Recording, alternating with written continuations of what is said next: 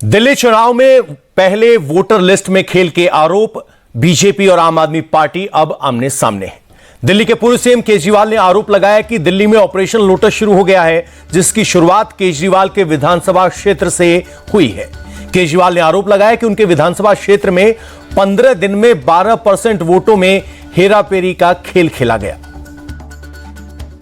नई दिल्ली विधानसभा का इनका ऑपरेशन लोटस 15 दिसंबर से चालू हुआ है। 7,500 वोट ऐड कराने के लिए और 5,000 वोट डिलीट कराने के लिए, और मेरी विधानसभा में टोटल वोट 1,06,000 हैं। 12% वोट अगर इधर के उधर कर देंगे तो फिर तो चुनाव कुछ बचा ही नहीं। खेल हो रहा है इस देश के अंदर चुनाव के नाम पे, बदमाशी हो रही है, सरेआम बदमाशी हो रही है। 10 लोग हैं, सर्वेश कुमार, विशाल, पवन कुमार सिंह, ज्योति माला, अलग अलग हैं, जो सबसे ज्यादा वोट डिलीट। कौन है ये 10 लोग?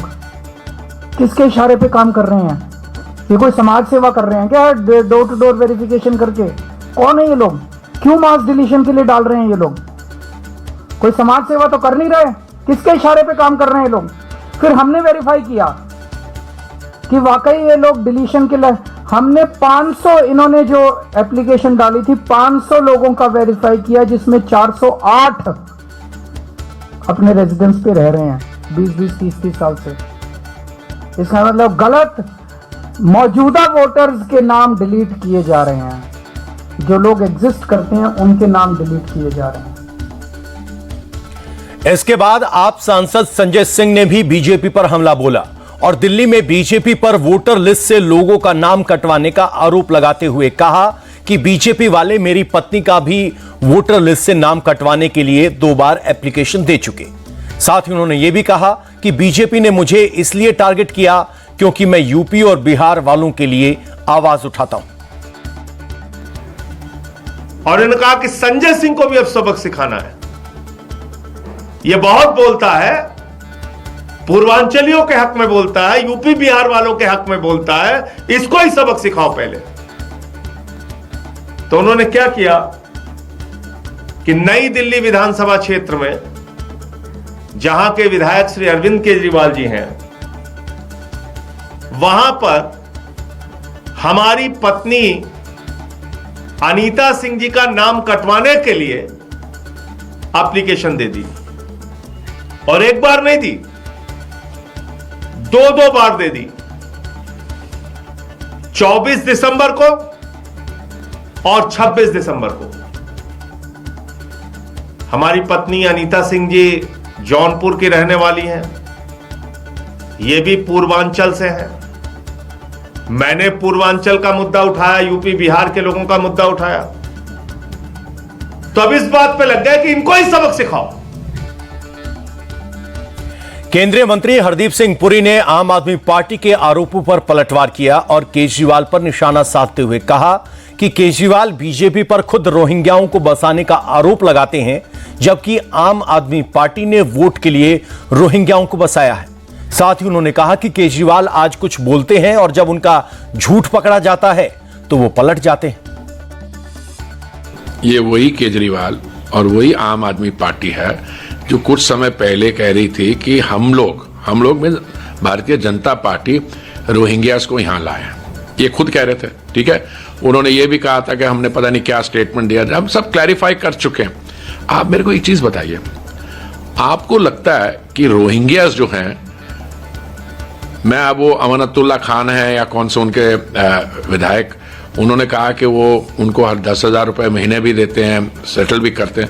आपको लगता है किसी कंडीशन में वो लोग भारतीय जनता पार्टी के लिए वोट करेंगे? सवाल ही नहीं है। ये सब इन्होंने किया है और ये इलीगल इन्फिल्ट्रेटर्स जो होते हैं उनको ये सेटल करा के उनकी वोटें बनवाई हैं। अगर वो वोटें अब कटवाएंगे, मैं तो कहता हूं हमारी डेमोक्रेटिक प्रोसेस के लिए बहुत अच्छा होगा। इसलिए केजरीवाल जी को पता नहीं होता, आज कुछ बोलते हैं, जब झूठ पकड़ा जाता है उनका फिर एकदम पलट जाते हैं। अब बात महाकुंभ को लेकर सियासत की। योगी सरकार कुंभ को भव्य बनाने की तैयारियों में जुटी है। खुद सीएम योगी दिग्गजों से मिलकर कुंभ में आने का न्योता दे रहे हैं।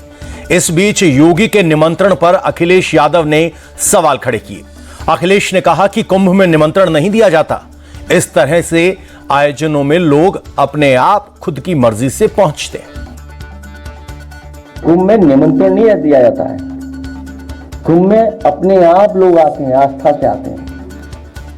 हालांकि मैं किसी के बारे में कुछ कहना नहीं चाहता हूं। जो हम लोगों ने अपने धर्म के बारे में सीखा, समझा और पढ़ा है वो यही है कि ऐसे आयोजनों में लोग स्वयं आते हैं।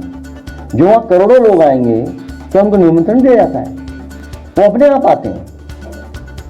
तो समझ लो ये सरकार अलग तरह की है। अब आप अखिलेश यादव ने महाकुंभ के न्योते पर सवाल उठाए तो इसका जवाब सरकार की ओर से तुरंत आया। यूपी के डिप्टी सीएम ब्रजेश पाठक ने कहा, अखिलेश और राहुल को महाकुंभ में जरूर आना चाहिए जिससे उनके पाप धुल जाएं। सपा सरकार में गुंडे माफिया सड़कों पर घूमते थे। अखिलेश ने जो पाप किए हैं उसे धोने के लिए वो महाकुंभ जरूर आए।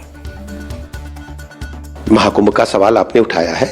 महाकुंभ में मैं पूरे दुनिया के जो हमारे सनातन धर्म के मानने वाले लोग हैं सबका मैं हृदय से स्वागत करता हूं। और राहुल जी से भी कहता हूं, आप जर्मनी से आए, आप भी स्नान करके जाइए, पुण्य का लाभ प्राप्त करके जाइए। और मैं समाजवादी पार्टी के मुखिया से भी कहना चाहता हूं, आप भी आइए, पुण्य प्राप्त करिए, पापों को धोइए।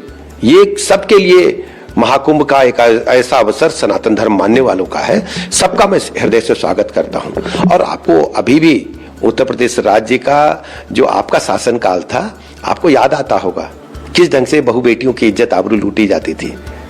हत्यारे सड़क पर घूमते थे, गुंडे माफिया बदमाश आम जनता का जीवन मुश्किल कर दिए थे। उत्तर प्रदेश जनता अब कभी भी समाजवादी पार्टी को माफ नहीं करेगी। उत्तर प्रदेश में 2027 में पुनः भारतीय जनता पार्टी की प्रचंड बहुमत के साथ सरकार बनेगी। आप समय समय पर सवाल उठाते ईवीएम पर। आप सोचो, जब आप जीतते हो तो ईवीएम अच्छी है, हारते हो तो ईवीएम बुरी है।